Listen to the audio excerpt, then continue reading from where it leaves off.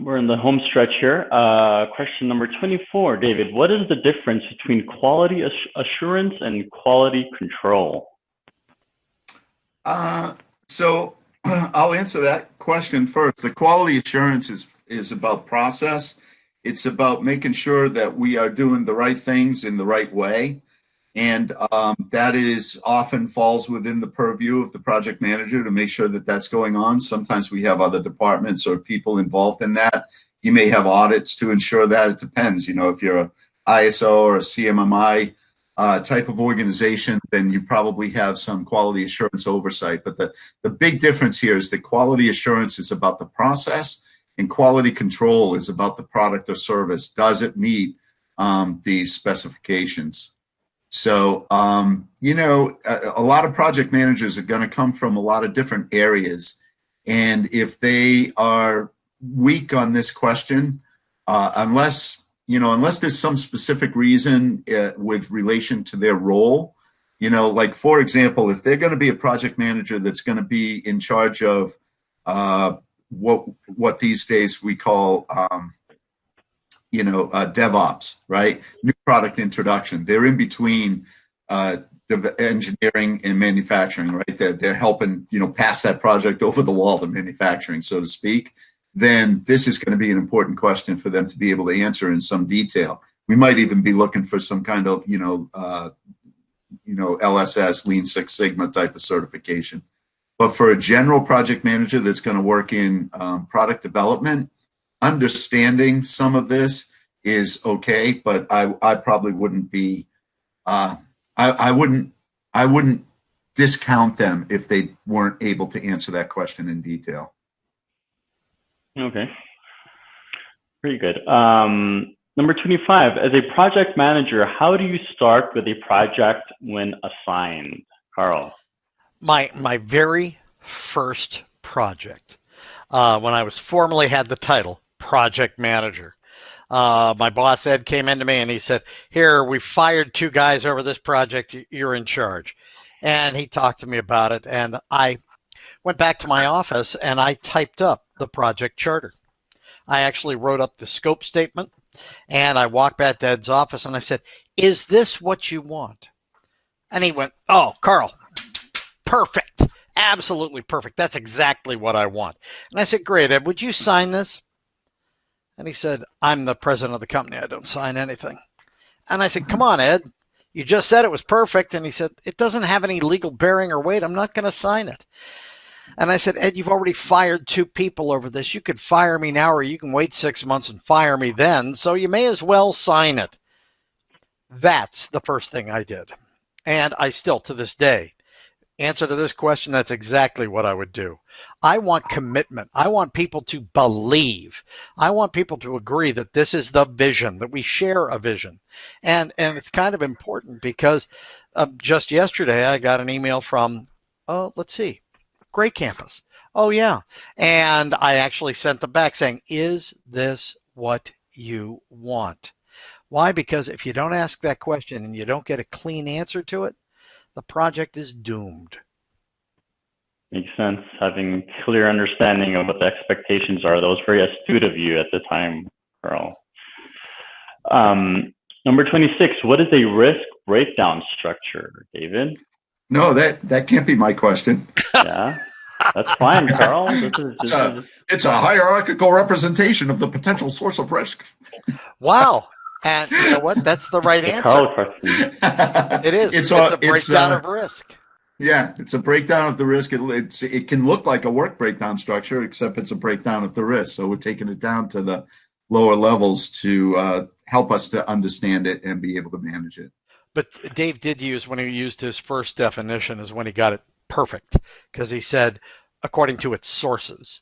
And that's the operative word here. If they understand that we're looking for risk sources, we're looking up top of the hierarchy trying to identify, well, what's the cause? What's behind all of this? That's where the RBS actually comes in big favor.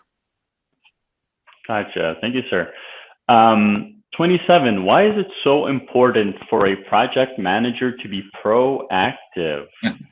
Carl. That sounds like it. No, I was actually going to say that sounds more like a Dave question. So we got flipped. No, go ahead. Yeah. Oh, you want me to? Oh, you're gonna have. Go Yeah. ahead. Yeah. You. Oh, me? Why is it? Well, it's important for a project manager to be proactive because what's going to happen if we're not? The work is going to go on. People aren't just going to go sit at their desk and start looking at, Facebook or something. They're going to be doing things, and the people that are supposed to be collaborating on that project, they're going to be doing things, but it's not going to be collaboration. And so we need to be proactive to make sure that the things are happening in a way, not only that things are happening, but that people are, engaged, that they're into it, that they want to be doing those things. So what I mean by being proactive goes back to Peter Drucker, who I think coined the term management by walking around. If he didn't coin it, he was certainly very strong on doing it.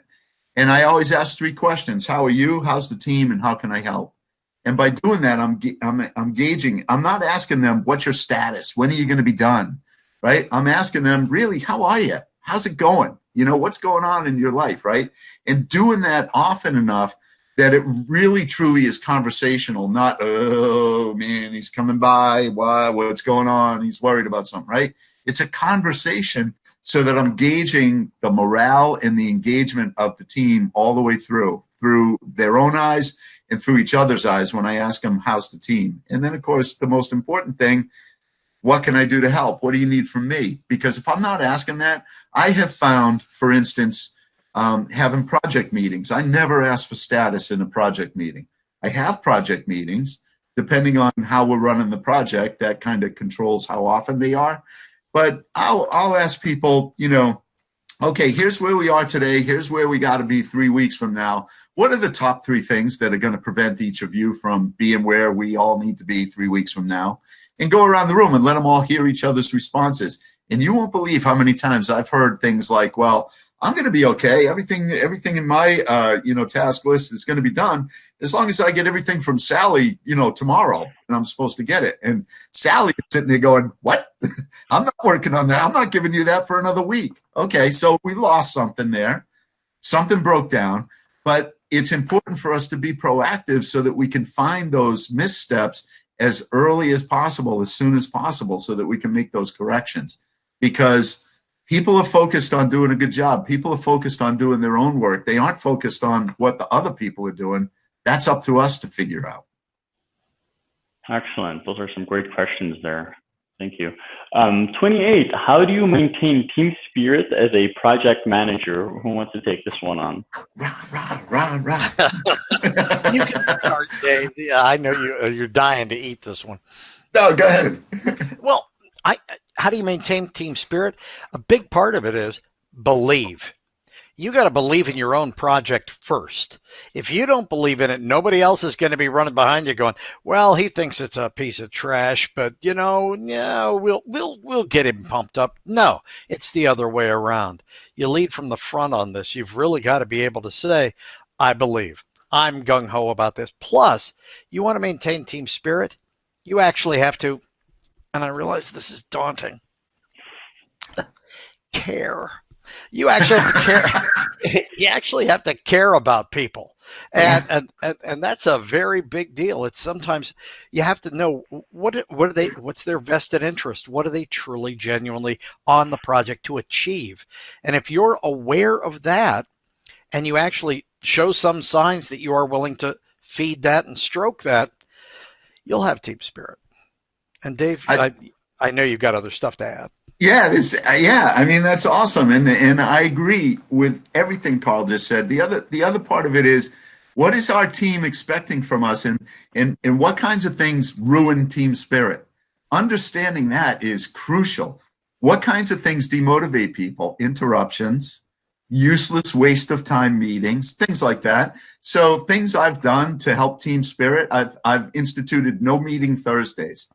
No meetings on Thursdays. People are like, wow, I get to come to work 1 day a week and do nothing except work? I love you. This is awesome, or protecting their time, literally putting police tape or standing outside the door of people's offices or the project room and saying, no, you can't interrupt the team right now. You can come back in a couple hours, but right now, Team is busy. And when people recognize that we're willing to do things like that, to really stand in front of them and take the hit, right? Because it's not easy. It's not easy to institute something like no meeting Thursdays. People right away, as soon as I do it, I put out an email or a memo or something that says, we're instituting no meeting Thursdays. What do you think? How long do you think it takes before somebody is like, oh, no, we have to have meetings on Thursdays. Those Thursday meetings are critical to us. This company can't operate without a meeting on Thursday, right? And you have to fight that and kind of take the hit, take the bullet, right? When the team recognizes you're doing that, their spirit stays way high because they're like, yeah, come on, let's work and get this thing done. Look at what these guys are doing for us, right? That's the kind of thing, it's the real thing, right? Actually really protecting their time and not wasting their time in useless meetings and things like that. And, really truly helping them get their work done. I find, doing those basic things is a lot of times more important than doing the things people think need to be done. Meaning, oh, let's all go out for dinner. Oh, I've been working you guys 100 hours a week. I'll tell you what, I'll buy you guys beers on Friday afternoon. That it seems so fake and so false. If you would just protect our time, we wouldn't have to work 100 hours a week. And then I'll go buy my own beer, right? Very true. Very true. I like that. You're absolutely correct there. Why is procurement planning a critical process? Who's eager to take this question? Okay. Why is it a critical process? And actually the operative words here are procurement planning. It's because of the lead time. The lead time on procurements can be substantial. A lot of people don't realize that they could do the work in 3 weeks, but the lead time on the stuff to get the project started is 6 months. So that's where the real long pole in the tent often is. And that's why procurement planning, actually having a game plan as to, we're going to start way back here for the long lead items to ensure that the project's going to move forward in a timely fashion, becomes all that critical. Because otherwise what you wind up with is a team loaded for bear, ready to go, and we don't have any stuff. And without the stuff. Yeah, exactly. Yeah. You are set up to fail. I want to add to this also. There's a couple things here. One, I ask sometimes, we do, my partner Lisa Hammer and I do some teaching to new project managers, right? To people who we introduce it, PM 101. People who have never done project management, they're just testing the waters to see if they're going to like it. And we'll say, and there'll be some experienced PMs in the room, and we'll say, have any of you who are project managers ever had the experience of being assigned a project and they say to you, congratulations, you're the project manager, and by the way, you're already late. And people, the people who have never managed a project go, well, they would never say that, right? That's just a joke. The experienced project managers usually say, yeah, I've been in that situation. And I've certainly been in that situation where they said, you're behind. And then you analyze the project and you realize what Carl just described actually happened. In order to meet the goal of this project, we would have had to have started 3 months ago. And we didn't. And I can't start something yesterday or 3 months ago that wasn't started 3 months ago. We can't go back in time, right? So we are really already late. The other thing I want to mention is where Carl said the key word here is planning. It's so very critical. My background is mechanical engineering. So I'm the guy with the long lead stuff. I've spent half of my career designing plastic parts and cast parts that require tooling, long lead tooling, right? And so a lot of times project managers look at that long lead and they go, oh man, we better start mechanical engineering before anything else starts. And inevitably, what happens is during the course of the project, things change, and then we're calling up those vendors and making changes, and that lengthens that process. And so if we can do procurement planning well and do it correctly, we can plan that procurement so that by the time we place that purchase order with that vendor, we're not going to call them again with any changes. We're going to let them do their work and get done. That is the cleanest, fastest, and highest quality way to manage a vendor. Let them do it from beginning to end, right? Make sure we understand our design and all the changes that are going to happen before we ever order that tooling. And so that's why procurement planning and integrating procurement planning with the other aspects of the project, the reality, right? How long are the other aspects really going to take? And let's plan that procurement and push it out, right? So that we can let that vendor go and not make a bunch of changes.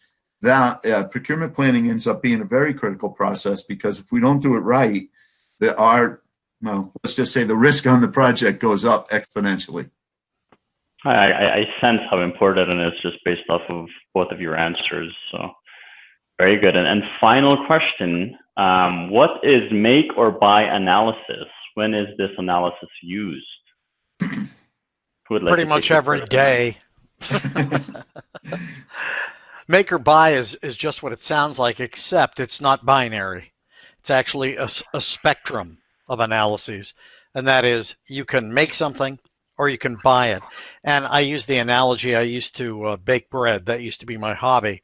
And on the make or buy, I was actually in the middle. I would not grow my own wheat. I did not grind or mill my own grain. I actually bought King Arthur at the market. And you might say, oh, well, that's still making bread. Yeah, in a way, but it's kind of in the middle of the spectrum.